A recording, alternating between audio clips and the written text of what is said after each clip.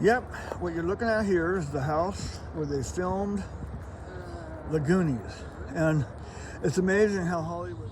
And this here is the house where they filmed Short Circuit. That was used, or at least the exterior of the school used in the Arnold Schwarzenegger movie, Kindergarten Cop.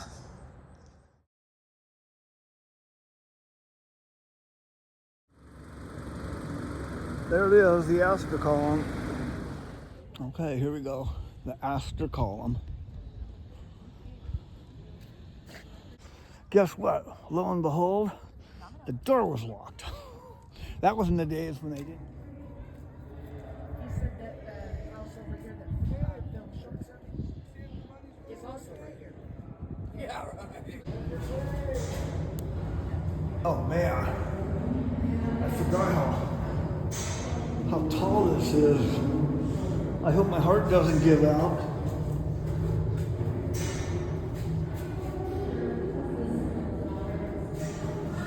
All right, here we go.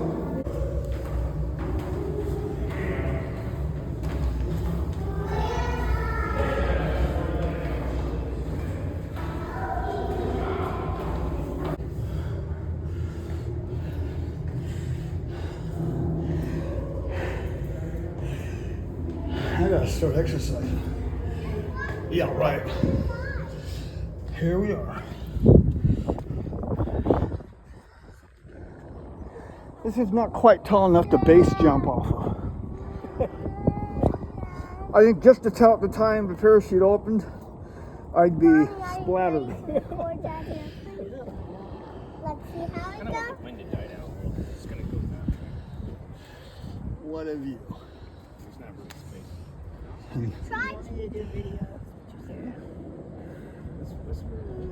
Hold a second. Okay, let me know when you're ready. Maybe put it next to the water. I mean, her shoes next to the water. Tell you what, it's a lot easier going down than up.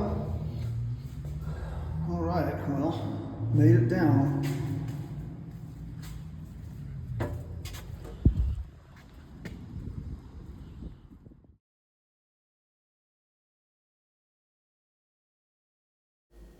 Here you can see some images of the Cascadian zone, the subduction zone, and how the Juan de Fuca plate is going under the American plate.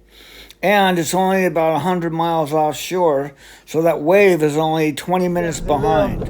If you went down my street about 8 or 9 houses, took a right, went 2 houses, there was their house on 102nd. But yeah, they always talked about El Waco. All right, here we are. Now, okay, here's the story. About 30 years ago, seismologists discovered a fault line running from Vancouver Island in Canada all the way down to about 100 miles north of the California-Oregon border. It's called the Cascadian subduction zone. It is where the San Juan de Fuca plate dies beneath the North American plate, these tectonic plates, and they grind against each other, and every 325 to 350 years, they let their pressure out, and there's an earthquake. Okay, let's take a break for a moment. Look at this. How cool this is. Huh? Isn't that something? Look at all those ships. Just think about all those guys out there and what they're doing right now. Are they like playing cards or I don't know. Now also, did you notice that this bridge just, for its size, just doesn't seem to be as heavy duty as the Longview Bridge. And then of course, there we go, Pacific Ocean out there. The Columbia River Bar, which is like the most treacherous bar in the world to cross. However, I can say I don't believe it. I was in a very treacherous bar in Rangoon once, back in the 80s, and it was horrible. But all right, anyway, getting back to the Cascadian subduction zone. So when this earthquake happens, every 325 to 350 years, and right now we're somewhere between 25 and 50. it lets loose an earthquake, and they're expecting this next one between 9.0 and 9.3. Now, to put that in perspective, that would be the largest recorded earthquake ever in history. And it would not just affect a small local area like when the San Francisco earthquake happened or the Northridge. No, this would occur on a 600-mile long stretch of a 9 to 9.3 earthquake. Every community on the west coast, that whole length, will be destroyed beyond repair. They expect the wave could be up to 100 feet when it hits. We're not talking about the Thailand tsunami or the Fukushima tsunami. We're talking about a wall of water as high as a, 12-story building coming along at 300 miles an hour. Every single structure on the Oregon coast below the height of that wave will be wiped off the face of the earth, period. And because the fault line is only like 100 miles offshore, that earthquake is going to hit, that tsunami is going to hit like in 20 minutes. And like if you're on Seaside, the highest ground to escape out is probably 3 miles away. And you know what? There's all these little bridges that go across the river that'll go down in a heartbeat. And now everyone in the most populated part of Seaside is doomed because they will not be able to drive and they'll never make 3 miles on foot to high ground. This is a disaster of biblical proportions that you can't fathom, because this will not just happen. Like if I were to say, oh, it's going to happen to Astoria, or if I were to say, oh, it's only going to happen to Seaside, that's one thing. But I'm going to say, no, it's going to happen everywhere from Vancouver Island to Northern California. And the earthquake itself will destroy. There won't be any buildings left standing when the wave hits. They won't be there. And since Portland is only 90 miles away from the coast, Portland, Seattle, Vancouver, devastated. All those buildings are coming down. They were all built before earthquake codes. And then they believe that wave will push all the way up through the Puget Sound and all the way up the Columbia River, 90 miles, and flood Portland and the Willamette Valley.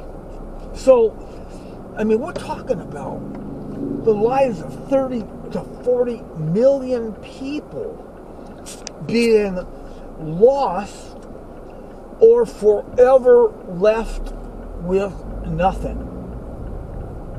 And I guess if there's any reason at all for me to have a hard time believing in a loving God, it's like, why would a loving God? That's why I'm here. But when it comes down to it, no, I wasn't here for any of those reasons.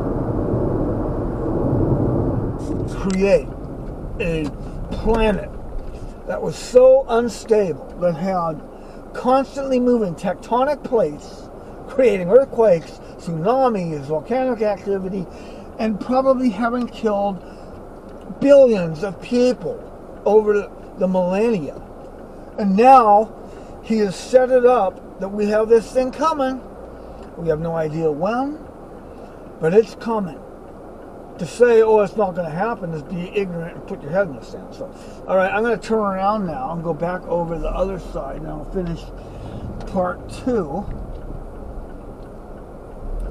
Anyway, so imagine this earthquake hits, and here's the scary thing. An earthquake of that magnitude is predicted to last between 5 and 10 minutes.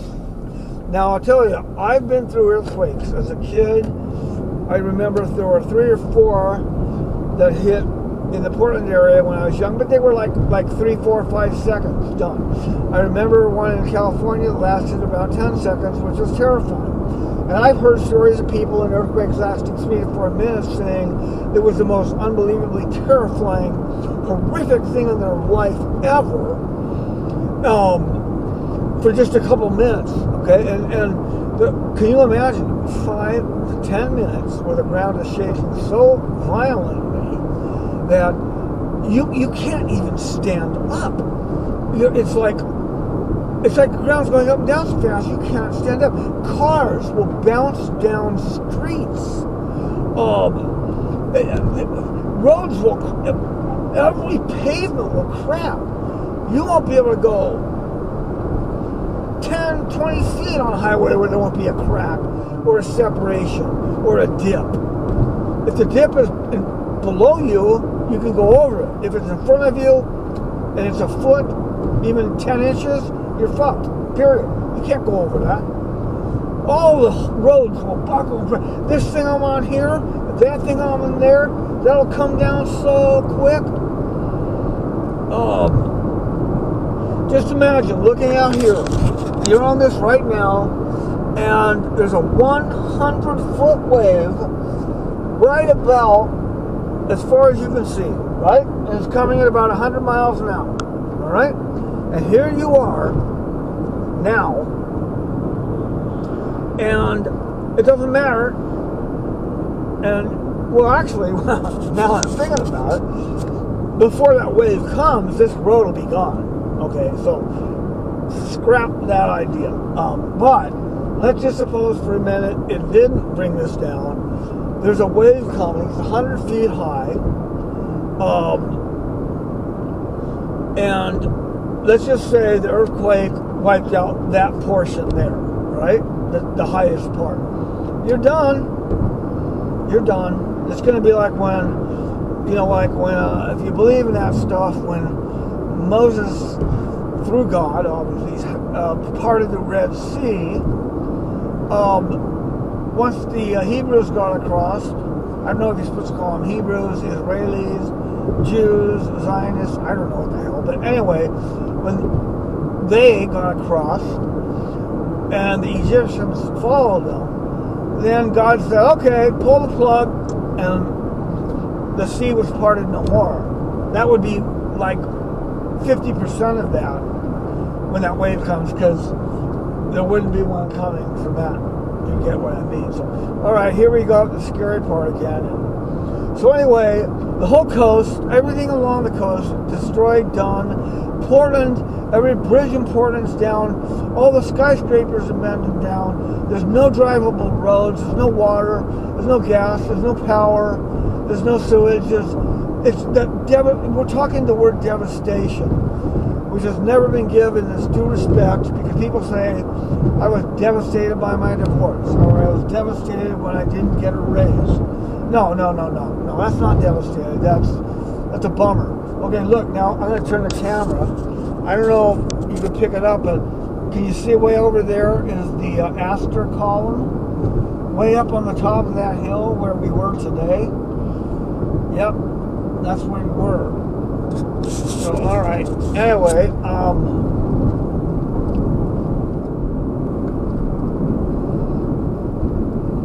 now we're down. So this is going to be it's going to be destruction that a person can't comprehend. You know what? No one can comprehend the universe, the size of the universe, the fact that there is an unlimited number of galaxies with hundreds of billions of stars. I mean, we can't fathom that. And to tell you the truth, the normal human mind right now has not evolved enough to be able to fathom the destruction that's going to come here. I mean, just look at those concrete structures supporting the bridge, okay? Just look at how relatively puny and just not I don't know, sound enough. In the moment that earthquake hits, all of those pillars, because they're concrete, unlike steel that could have a little bit of sway, those things crumble in 3 seconds. Boom, boom, boom. And it only takes like that very top little part. That's all it takes, that little top part. And that whole thing is a cascading event, and the whole thing comes down. Boom. And then the whole bridge comes down. Boom. Just like that. Now multiply that by every bridge, road, highway from Vancouver, BC to California. This is the terror facing the Northwest, or the West Coast. Yeah, the Northwest. Because for all of my life, I've always thought that I lived in a place we didn't get hurricanes, we didn't get tornadoes, we didn't get massive rainstorms, even though it rains all the time. We hardly ever flooded. Never had hardly any earthquakes. I can only remember 3 in Oregon my entire life. We didn't get like winters that were devastating and shut things down, and ice storms. I mean, we've lived in a relatively benign and drama-free environment. And then the Cascadian subduction zone was discovered 30 years ago. And I'd say for probably the first 15 of those years, you never heard about it. I only became aware about this maybe 8 or 9 years ago when my father had been following it. Oh wait, there again, there's the Astoria column up there. See it? Kind of looking down like a guardian over the city. Kind of cool. John Jacob Astor IV, thank you for your contributions. Wait a second, I forgot what I was saying again. This is that, was I still talking about the earthquake? Yeah, I still think it was. So, yeah, multiply what I just described about that bridge by every single structure for 600 miles from Vancouver, BC to California. It will never be rebuilt. The entire West Coast will be abandoned. There will probably be anywhere from 15 to 20 million dead. There will be another 30, 40 million homeless. There will be no services anywhere between here and probably the Cascade Mountain Range. Portland will never again have water, sewage, electricity, gas. So it's funny that having lived in a area free of natural disasters, we're faced with the worst one any human being could imagine in 100 centuries.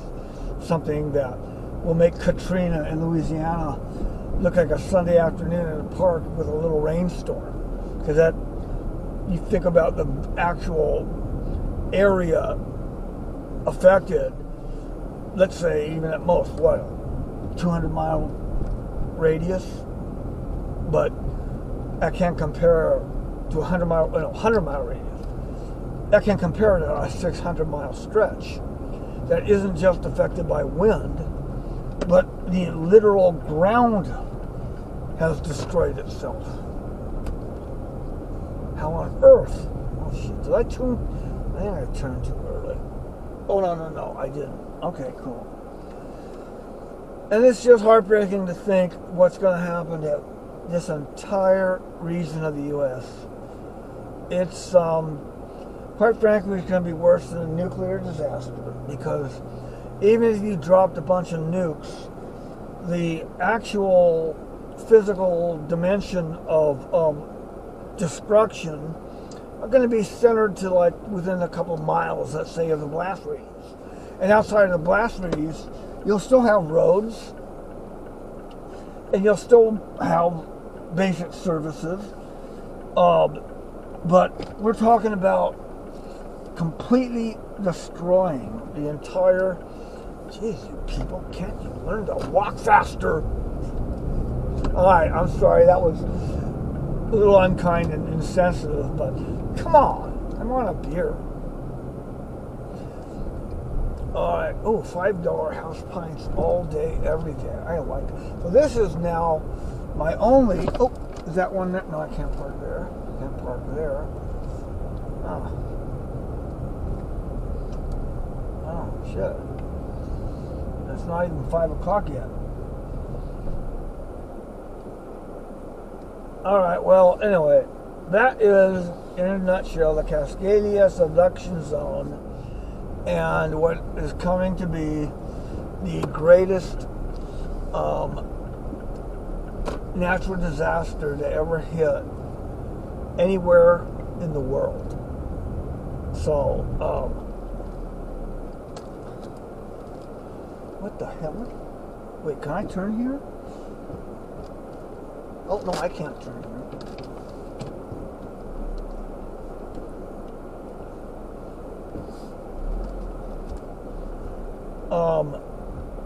Yeah, the greatest natural disaster to ever hit anywhere in the world is going to occur here.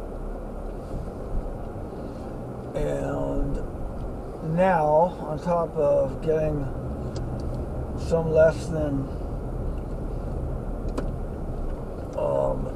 encouraging news about my decaying brain, I'm going to shut off the camera, go inside, and enjoy another beer